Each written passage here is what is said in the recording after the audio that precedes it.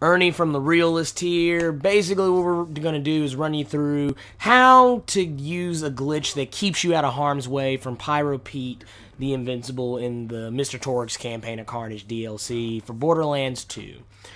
Basically, what you're going to do is you're going to, when you get downstairs, you're going to look where I'm looking right now. There's a little space where if you jump and rapidly tap the jump button repeatedly, just mash it like you're doing some QTE in God of War or something, and basically what's going to happen is it's going to raise you slowly up to this platform you normally would not be able to go to. When you're up here, you may as well be not necessarily invincible to Pyro Pete, but you should have a very easy time taking him on, especially if you do solo. I mean, as you can see, he's down there, we're up here. Now, let's go ahead and make this clear. You're not necessarily out of harm's way completely.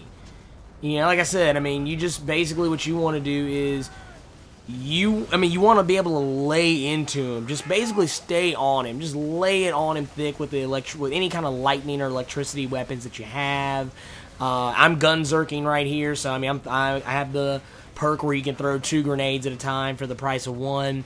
And I use it fairly liberally on him here, just kind of throwing at him with the lead storm, and which is a Seraph item. Basically, just gonna throw it on him. As you see, when he does the supernova, he's not hitting me. As long as you're not completely out in the open when you're on this platform, he can't touch you. I mean, it just you could just pretty much pour on, you know, the damage. As you can see, what we're doing right here. And I want to say right here, he's doing the supernova again that he normally does when you take his shield down. Now, I mean, you pretty much have carte blanche to just throw it on him. Now, one really awesome part about this is he also has the possibility of getting stuck where you are if he should happen to jump up and make the leap, which I want to say is going to happen here very shortly. Well, he tried to make the jump. It didn't quite work out for him. But one thing you do want to be careful of up here, the dimensions of this area are very, very, very small. I mean, like you saw when I tried to do the TDR reload, it didn't quite work out. It kind of backfired and bounced back to me. You got to be real careful about any weapons you have that do splash damage. Any grenades that you have that are homing grenades will have a hard time getting around it. It's not to say they won't find their mark, but they will have a very tough time reaching anything in case they hit one of the columns. As for using weapons like a rocket launcher, or say especially if you use like what my compatriot here, StagiestScarab, just did. One thing you will learn is if you try and use things like rocket launchers, especially the Norfleet, you got to be very careful about how you do that, because especially in that area, it can backfire on you. You do not want to be caught by the Norfleet or any other rocket launcher that has wide splash damage. You will pay the price for it if you should happen to do so. Another neat trick that, like I said, you can get Pyro Pete stuck up here. It's one of those situations where when he makes the leap to get up here, he will become stuck because Pyro Pete likes to jump around a lot. And when he gets up here, he won't be able to move around as freely as he would normally like to do. And what he's going to do is get himself even more stuck in this particular spot than what he would if, you know, he were in a wide open area. But like I said, we'll get to that more in a minute. Right now, like I said, we're pretty much, like, I switch back and forward in this fight between the Slaga and the Infinity Pistol, and I also have another Vladov lightning weapon that's kind of a random one. It's not anything particularly special. I stay throwing the, when I'm using the grenades, you may have noticed I'm throwing, those are actually the legendary homing Stormfronts.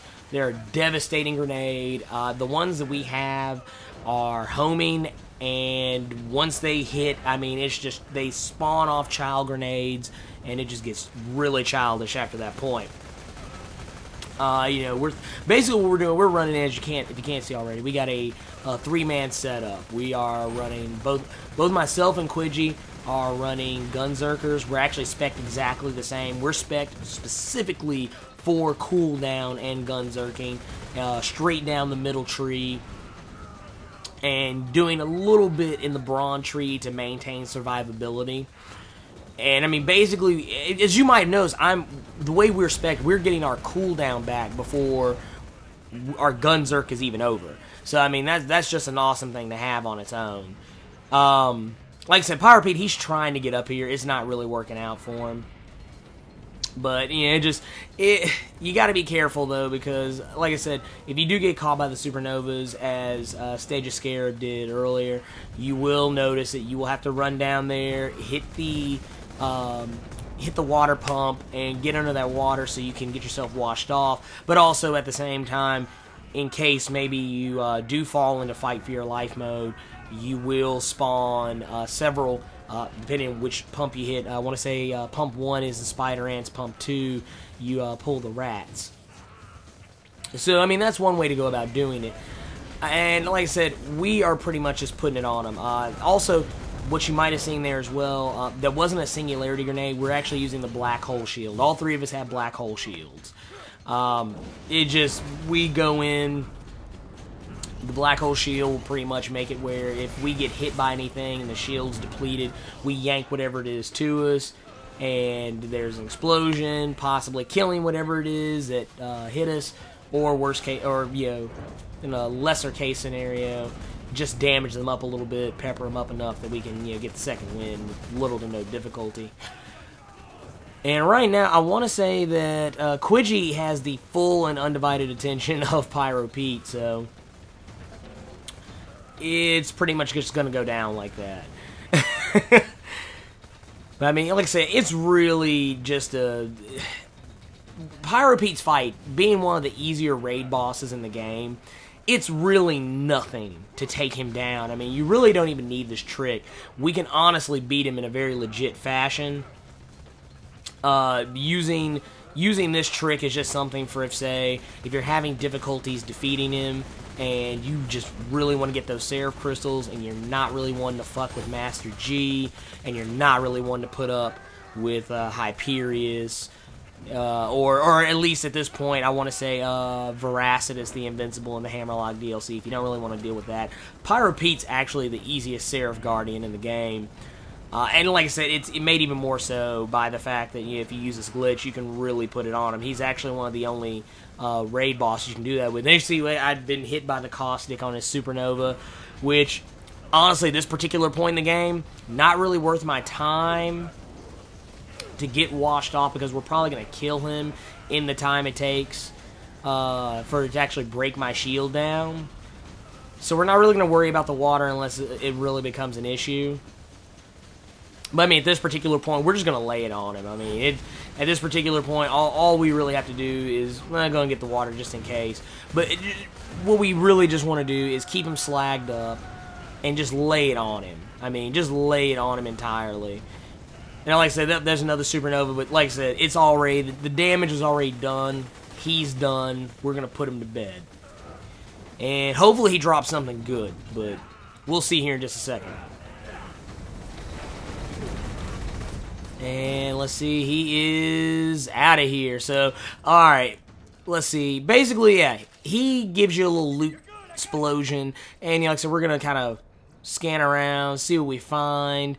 Like I said, Seraph Crystals are really the key thing. But we got a rubberized Quasar out of it. So, there you go. I mean, Pyro Pete has the ability and the probability to drop just about any legendary that's in the game for the most part. I mean, there's some that we have gotten off of him that I want to say are the Fire Leech. We got the legendary, or no, we didn't get the Fire Leech. We got the legendary Longbow Fire Bee, which is a devastating fire grenade.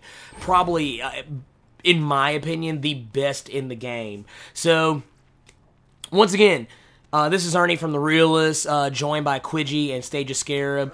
And like I said, we're probably going to have another video. We're going to go back in, and we're going to use a little glitch that has been wide on the internet called the Evil Smasher glitch. So, like I said, thank you, and comment, like, subscribe, and good night.